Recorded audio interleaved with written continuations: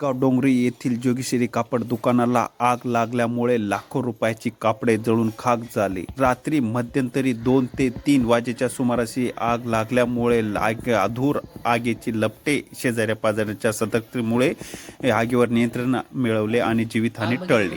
आल्यानंतर ते वरती आपल्या घरावर चढले तर ते घाबरले. ते पण शॉर्ट लागले पायामध्ये. पण बाहेरून वायर कट केली. बाहेरून वायर कट केल्यानंतर ते आपल्या वरती आले. घरावर आले ते दरवाजा वगैरे उघडला तर त्यांनी 75% आग म्हणजे 75% माल जळाला तर 25% माल शिल्लक राहिला. पण आमची जीवितहानी काही झाली नाही. त्यांच्यामुळे त्यांचे आभार मानतो. आम्ही सुरतून माल आणतो तर 5-6 लाखाचा दर हप्त्याला व आम्ही होलसेल करतो इथे. आणि आमचं एवढं 10 हप्ता 15 लाखाचं नुकसान झालं आहे. पण आता आमचं ते नुकसान कोण भरून देणार? आमच्यावर संकट आलं आहे. आता आम्ही काय करायचं?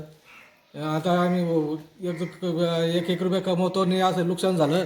एवढं 2 पैसे कमवून आम्ही काय करायचं? इथे नुकसान झालं बा. 10-15 लाखाचं नुकसान झालं आमचं. 20-22 वर्षापासून दुकान आहे आमचं. होलसेलमध्ये करतात. होलसेलमध्ये कापड दुकान विकतो आम्ही सर्व. रात्री जाग कशी आली होती जाग तुम्हाला? आम्ही वास आला एकदम. आम्ही धूळ आला एकदम वास आला आणि आम्ही उठलो. गावात लोकांनी उठले. सर्व लोकांनी इकडून पाण्यात तिकडून पानं आग विझवली.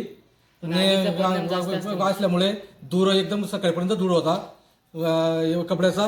पण त्यामुळे काही आम्हाला समजलं नाही. 30-40 लाखाचं आमचं टनवर आहे आमचा. आम्ही होलसेल करतो. माल विकला जातो आमचा भरपूर. आम्ही 20-22 वर्ष झाली दुकानला आणि आम्ही होलसेल करतो बा. आजवर खेळाडूंना माल देतो आम्ही छोट्या मोठ्या दुकानदारांना. आता आम्ही नुकसान झालं. रात्री सुद्धा माल आला तर आमचा माल रस्ता तो बघून गेला आहे माल. म्हणजे एवढं नुकसान झालं. आता धूळमुळे आमचं समजलं नाही आम्हाला.